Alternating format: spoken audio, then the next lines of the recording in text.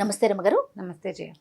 రమగారు, ఆ, అమ్మవారిని పూజించే భక్తులు విపరీతంగా ఉంటారు. ఎక్కువ మంది అమ్మవారినే కొలుస్తుంటారు రమగారు. అది గ్రామ దేవతలు కావచ్చు, లేకపోతే అమ్మలు కావచ్చు.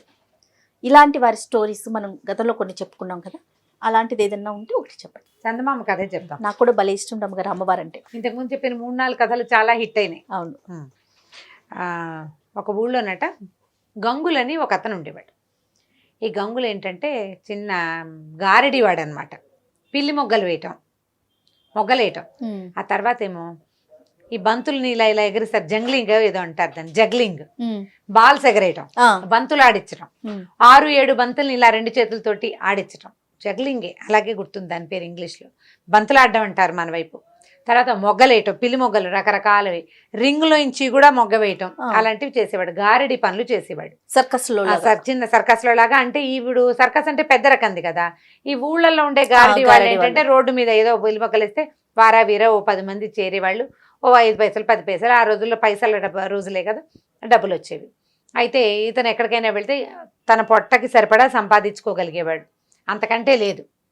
అందరూ చూసేవాళ్ళు, ఎవరైనా కలిగిన వాడు ఇచ్చేవాడు.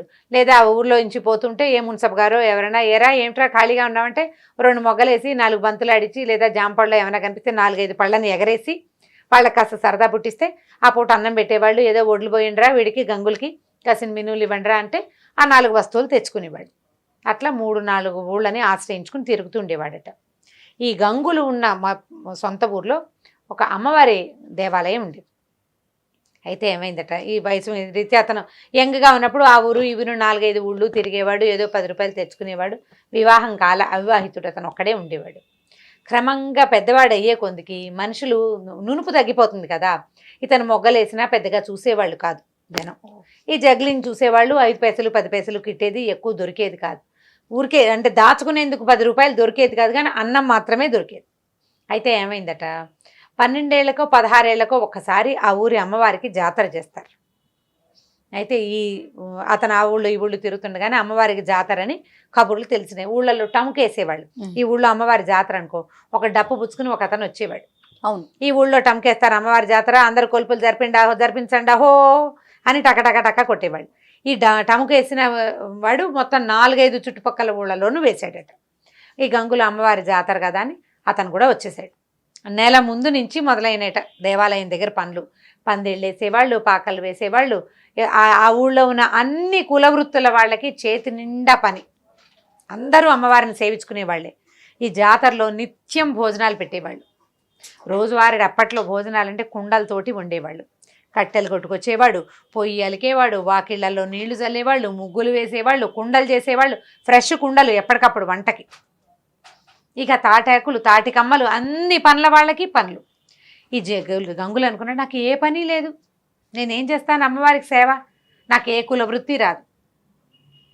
ప్రతివాడికి ఏదో ఒక పని ఉంటుంది. ఇక విపరీతంగా జరిగిన ఉత్సవాలు. రోజు ఉత్సవంలో అన్నం పెట్టేవాళ్ళు, తినేవాడు. వెళ్ళి అమ్మవారిని దర్శనం చేసేవాడు. అందరూ చేస్తున్న పనులు ఏదైనా కుదిరితే చేతి సాయం చేసేవాడు. ఎవరైనా బస్తా ఎత్తున్నారనుకో, ఇతను కూడా పోయి బస్తా ఎత్తేవాడు. ఎవరైనా కుండలు దొంతుగా పెడతారనుకో, 4-5 కుండలు చేత్తో పుచ్చుకుని తీసుకెళ్ళి పెట్టడం. అట్లా పనులు చేసేవాడు. కానీ తనే ఒక పెద్ద పనికి సహాయంగా చేయలేకపోయినందుకు ఎంతో దిగులు పడేవాడట. సరే, గడిచినాయి రోజులు. అమ్మవారు జాతర 10 రోజులట. నెల రోజుల నుంచి పనులు మొదలైనవి. పనులు అవగానే జాతర మొదలైంది. 10 రోజులు జాతర జరిగింది. ఈ 10 రోజులు పగలు ఉపవాసం ఉండి రాత్రి భోజనం చేసేవాడట ఈ గంగులు. ప్రతి పగలు ఉపవాసమే. దీంట్లో పెట్టిన పందిట్లో అన్నం తినేవాడు కాదు. సాయంకాల పందిట్లో అన్నం తినేవాడు. అక్కడక్కడే తిరుగుతూ ఉండేవాడు. సరే, ఏమైందట, 10వ రోజు అందరూ మొత్తం ఊళ్ళో నుంచి వచ్చిన జనాలంతా, ఇప్పుడు మన ఊళ్ళో జాతర అంటే మనం చుట్టాలను పిలుచుకుంటాం కదా, ఈ వచ్చిన చుట్టాలు వీళ్ళంతా ఆ రాత్రి దీపాలు పెట్టే వేళకి భోజనాలు చేసి ఎవరి దారిని వాళ్ళు వెళ్ళిపోతున్నారు బయటికి. గుడి దాదాపుగా ఖాళీ అయిపోయిందట. గంగులు ఏం చేశాడు, గుళ్ళోకి వెళ్ళాడు. ఈ పురోహితుడు, ఈ దేవాలయం అర్చకుల్లో ఒక ఆయన అన్ని తలుపులు 11 గంటల వేళ తలుపులన్నీ వేసున్నాయో లేదో చూడ్డానికి వచ్చాడు. జనమంతా సద్దుమణిపోయారు. ముందు రోజు రాత్రి దాకా గుడి సందడిగానే ఉంది. జనాలు ఇక్కడ పడుకునేవాళ్ళు, సన్నాయి వాళ్ళు, వాద్యగాళ్ళు, మేళగాళ్ళు, బోళంతమంది సంగీతాలు పాడేవాళ్ళు అందరూ పడుకుంటున్నారు. ఇవాళ రాత్రికి ఎవ్వరు లేరు. ఆ రాత్రి నిద్ర చేయకూడదు. 9వ నాటి రాత్రి నిద్ర చేయకూడదనో ఏదో నియమం. 10వ నాటి రాత్రి అందరు వెళ్ళిపోతున్నారు. ఈయన తలుపులు వేసున్నాయో లేదో చూద్దామని ఊరికే వచ్చాడు. ఇంటికి వెళ్ళిపోయిన వాడే వచ్చేసరికల్లా అమ్మవారి సన్నిధి కొంచెం ఓరగా తెరిచిందట. తెరిచిందేసరికల్లా ఈయన ఎవరో తలుపు తీశారని లోపలికి చూస్తే లోపల అమ్మవారి సన్నిధిలో ఈ గంగులు పిల్లి మొగ్గలేస్తున్నాడు.